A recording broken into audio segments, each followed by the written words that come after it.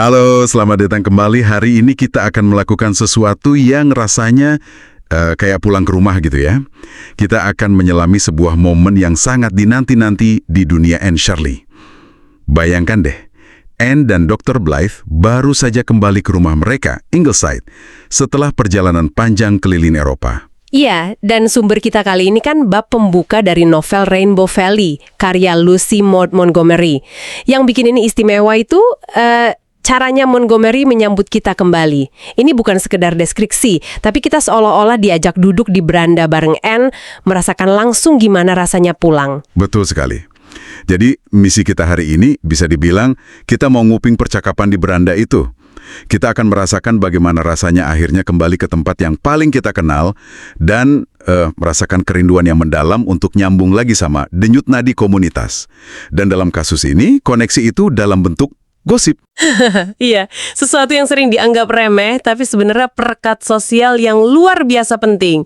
Ini bakal menarik banget. Oke, ayo kita langsung masuk aja. Jadi, bab ini dibuka dengan pemandangan yang, wah, jujur aja, kayak lukisan. Suasananya itu sore hari di bulan Mei, senja yang warnanya digambarkan sebagai hijau apel. Saya aja bingung ngebayanginnya, tapi kedengarannya indah banget. Iya kan?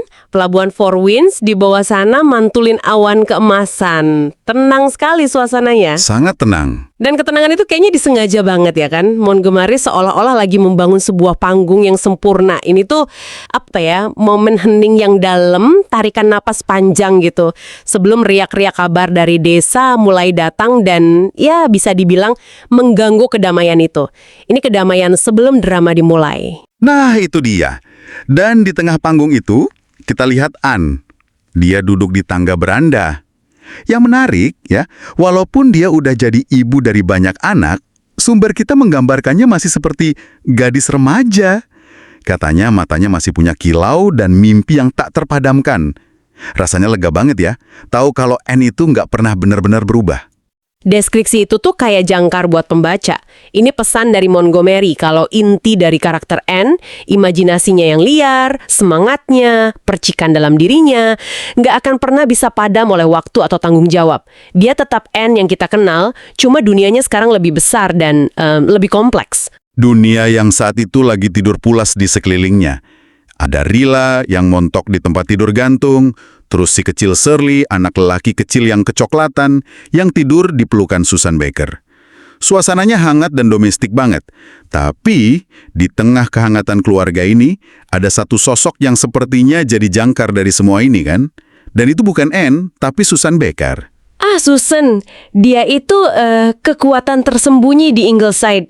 Digambarkan sebagai sosok yang tua, beruban, dan teguh, dan teksnya secara eksplisit bilang kalau dialah penguasa sejati di rumah itu. Bahkan Anne pun katanya jarang berani mempertanyakan keputusannya. Karakter Susan ini kuat banget sih. Di satu sisi dia pelayan, tapi di sisi lain dia yang berkuasa.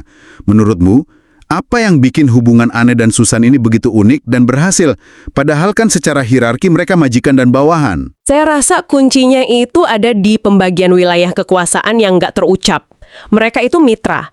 Anne itu pemimpin di dunia imajinasi, emosi, dan keindahan. Dia yang bawa puisi dan mimpi ke dalam rumah. Oke. Sementara Susan, dia panglima di dunia praktis. Dia yang mastiin mesin rumah tangga itu jalan tanpa celah. Ada rasa saling menghormati yang luar biasa di antara mereka. Karena masing-masing ngakuin keahlian yang lain. Dan kesetiaan Susan itu levelnya udah bukan main-main lagi ya, terutama untuk Shirley. Ada cerita di baliknya kan, bahwa setelah Shirley lahir, Anne sakit parah, dan Susan lah yang ngerawat si bayi. Dia bahkan sampai bilang ke Anne, dia sama seperti bayiku dan milikmu juga. Itu kalimat yang dalam banget. Kalimat itu melampaui hubungan kerja sih. Itu sebuah klaim emosional. Susan merasa dia punya andil dalam kehidupan anak itu. Dia bukan sekedar pengasuh, dia itu penyelamat. Ikatan itu ditempa dalam situasi hidup dan mati, dan itu memberinya semacam hak prerogatif atas Shirley, yang bahkan ayah anak itu pun harus hormati. Wah, dan kita beneran lihat buktinya kan? Ada satu cerita yang menurut saya lucu banget, sekaligus nunjukin betapa kuatnya posisi Susan. Suatu kali, Dr. Blythe mukul Shirley. Mungkin karena nakal biasa ya. Dan Susan marah besar. Dia bilang dengan ketus, pria itu akan memukul malaikat sekalipun. Terus, apa yang dia lakuin sebagai protes? Haha, ini bagian terbaiknya. Dia mogok bikinin kue untuk Dr. Blythe. Selama berminggu-minggu? Iya, Luar biasa. Itu kan senjata pamungkas di ranah domestik. Dia nggak bisa marahin majikannya langsung, jadi dia nyerang lewat perlut. Itu pemberontakan yang senyap tapi sangat-sangat efektif. tepat sekali. Dia tahu di mana letak kekuasaannya. Dia nggak bisa menang debat verbal sama dokter terpelajar, tapi di dapurnya dialah ratunya. Itu nunjukin kecerdasan dan pemahamannya soal dinamika kekuasaan di rumah tangga. Nah, selagi mereka berdua nikmatin senja yang tenang ini, dari kejauhan kelihatan seseorang jalan mendekat. Miss Cornelia. Dan di sini ada detail kecil yang lucu. Susan itu nggak pernah manggil dia Miss Cornelia, tapi selalu dengan penekanan tajam. Nyonya Marshall Elliot. Itu sinyalnya. Kedatangan Miss Cornelia itu pertanda kalau masa tenang sudah berakhir. Dia itu pembawa berita, kurir dari dunia luar desa, dan Anne yang baru pulang udah siap banget terimanya. Siap banget itu kata yang tepat. Ketika Susan bilang Miss Cornelia datang untuk membongkar gosip 3 bulan, Anne langsung nyahut, "Aku kelaparan gosip Glen St. Mary, Susan." Ini bukan sekedar rasa ingin tahu, ini kayak kebutuhan primer. Rasanya familiar sekali ya. Kayak kita pulang dari liburan panjang dan hal pertama yang pengen kita tahu adalah, ada berita apa selama aku pergi? Persis. Dan disinilah kita harus melihat gosip bukan sebagai sesuatu yang negatif sih. Buat Anne, yang baru aja ngelihat kemegahan dunia di Eropa, katedral, museum, kota-kota besar, dengar kabar soal tetangganya itu adalah cara buat benar-benar pulang. Ini proses rekalibrasi, gitu. Menyatukan dirinya kembali dengan cerita-cerita kecil yang membentuk kehidupannya. Saking kuatnya keinginan itu, dia bahkan ngaku, waktu lagi berdiri di Westminster Abbey di London, di tengah semua sejarah dan kemegahan itu, yang dia pikirin justru urusan asmara Millicent Drew di desanya. Dia penasaran siapa di antara dua kekasihnya yang bakal dipilih Millicent. Itu detail yang luar biasa. Detail yang brilian.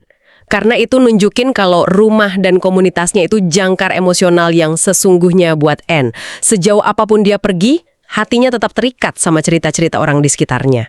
Dan komentar Susan setelah itu, setiap wanita yang baik suka mendengar berita, itu kayak ngasih pembenaran. Ini bukan aktivitas yang memalukan, tapi bagian normal dari kehidupan berkomunitas. Oke, sekarang mari kita bedah beritanya. Karena dari sini percakapannya jadi makin seru. Mereka mulai dengan yang ringan, soal Millicent Drew yang punya 2 pacar itu. Susan dengan gayanya yang khas punya komentar pedas soal penampilan Millicent. Katanya rambutnya seperti disapu dengan sapu lidi. Tapi dia langsung nambahin, kayaknya para pria nggak peduli karena wajahnya cantik. Selalu praktis, selalu blak-blakan. Susan itu ngelihat dunia tanpa filter. Betul. Tapi dari obrolan ringan itu, tiba-tiba suasananya berubah jadi lebih gelap. Susan dengan santainya nyelepuk, omong-omong soal gosip, katanya Nyonya Harrison Miller yang malang itu mencoba bunuh diri minggu lalu. Saya kaget waktu bacanya. Transisinya begitu tiba-tiba. Dan disinilah kita ngelihat lapisan lain dari karakter Susan, dan juga lapisan lain dari desa Glen St. Mary itu sendiri. Reaksi Susan terhadap berita ini adalah inti dari karakternya. Tunggu, jadi logikanya Susan itu, dia nggak nyalahin Nyonya Miller karena suaminya memang mengerikan. Tapi dia malah nganggap Nyonya Miller itu bodoh karena milih metode gantung diri. Alasannya, karena kalau berhasil, itu malah akan membebaskan suaminya untuk menikahi wanita lain. Itu pandangan yang luar biasa pragmatis sekaligus gelap. Saya nggak nyangka bakal nemu pemikiran kayak gini di novel yang kesannya indah. Logika yang dingin, tapi kalau kita coba pahami dunianya, itu sangat masuk akal. Ini cerminan dari pola pikir bertahan hidup. Dalam komunitas pedesaan di era itu, di mana pilihan buat perempuan sangat terbatas, hidup seringkali adalah perjuangan. Susan nggak ngelihat tindakan itu dari kacamata moral atau emosional modern, tapi dari sudut pandang strategi. Baginya, menyerah berarti ngebiarin pihak yang jahat menang. Itu kekalahan total. Dia bahkan punya strategi alternatif kan. Dia bilang, kalau aku jadi dia, aku akan bekerja keras membuatnya khawatir sampai dia yang ingin bunuh diri. Wow, ini pandangan hidup yang didasari oleh ketahanan yang luar biasa keras. Benar, Dan yang menarik dari percakapan ini adalah gimana Montgomery nunjukin ke kita sisi lain dari kehidupan desa yang ideal. Di balik senja hijau apel dan kebun bunga, ada tragedi, ada masalah kesehatan mental, ada kekerasan dalam rumah tangga yang tersembunyi. Dia nggak pernah lari dari kenyataan pahit yang ada di bawah permukaan. Dan karakter suami Nyonya Miller, si Harrison Miller ini, nambah lapisan kegelapan itu. Dia digambarkan sebagai pria yang aneh. Kadang super religius, yakin dia bakal masuk neraka. Tapi di lain waktu, bisa mabuk-mabukan. Susan punya diagnosisnya sendiri. Dia gak waras. Dan yang lebih penting lagi, Susan langsung hubungin itu dengan sejarah keluarga. Dia ingat kalau kakek Harrison Miller juga dianggap gila. Di komunitas kecil kayak gini, ingatan kolektif itu kuat banget. Nggak ada yang dilupain. Setiap keluarga punya arsipnya sendiri di benak para tetangga. Jadi, gosip ini bukan sekedar kabar burung, ini adalah arsip lisan desa itu. Dan detail tentang kegilaan si kakek ini spesifik sekali. Dan cukup menyeramkan sih. Katanya, si kakek selalu merasa dikelilingi oleh laba-laba hitam besar yang merayap di tubuhnya dan melayang-layang di udara. Ini kayak masukin elemen horor gotik ke dalam cerita Anne Shirley. Tepat. Penyebutan laba-laba hitam besar itu bukan sekedar detail aneh, itu adalah metafora yang kuat untuk trauma dan penyakit mental yang diwariskan. Simbol dari kegelapan tak terlihat yang menghantui sebuah garis keluarga. Ini menunjukkan bahwa di balik setiap gosip yang kedengaran sederhana, seringkali ada sejarah penderitaan dan rahasia yang terpendam puluhan tahun. Jadi, hanya dalam beberapa halaman, kita dibawa dari senja yang indah di beranda, ke obrolan ringan soal pacar, terus terjun ke kisah percobaan bunuh diri, suami yang problematik, dan warisan kegilaan keluarga yang diwujudkan dalam laba-laba hitam. Benar-benar paket lengkap. Itulah kejeniusan Montgomery. Dia merangkai keindahan dan kengerian, hal-hal sepele dan hal-hal fundamental dalam satu alur percakapan yang terasa sangat alami. Dia nunjukin kalau kehidupan memang kayak gitu, kompleks, penuh kontradiksi, dan seringkali nggak terduga. Jadi, bab pembuka ini sebenarnya melakukan lebih dari sekedar nyambut keluarga Blythe pulang. Ia juga nyambut kita, para pendengar, kembali ke dalam jaringan kehidupan Glen St. Mary yang rumit tapi juga sangat manusiawi. Kita disuguhi kehangatan rumah tangga di satu sisi, dan di sisi lain kita diingatkan akan drama kelam yang mungkin terjadi di balik pintu rumah tetangga. Betul.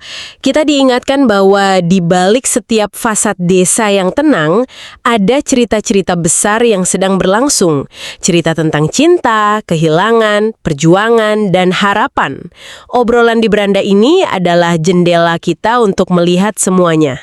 Melalui obrolan santai ini, kita jadi sadar bahwa setiap komunitas, sekecil apapun, penuh dengan kisah yang layak untuk didengarkan. Dari urusan perjodohan yang tampak sepele, hingga perjuangan hidup dan mati yang tersembunyi. Dan ini mungkin yang paling menarik. Saya mau ninggalin Anda dengan satu pemikiran terakhir. Coba deh ingat, di awal kan disebutin kalau tujuan utama Miss Cornelia datang, itu sebenarnya bukan buat bahas semua ini. Oh, benar juga. Semua ini cuma obrolan pemanasan antara Anne dan Susan dong. Tepat. Teksnya bilang Miss Cornelia datang untuk satu tujuan utama. Membahas keluarga baru di rumah pendeta. Semua cerita yang baru saja kita bedah tentang cinta segitiga, percobaan bunuh diri, kegilaan turun-temurun, itu semua ternyata hanyalah hidangan pembuka. Ini menimbulkan satu pertanyaan besar bagi kita. Cerita macam apa yang dibawa oleh keluarga baru ini sampai bisa jadi berita utama, mengalahkan semua drama yang sudah menumpuk selama 3 bulan. Apa yang membuat mereka begitu istimewa? Itulah kail yang dilemparkan Montgomery, bikin kita nggak sabar buat lanjut ke bab berikutnya.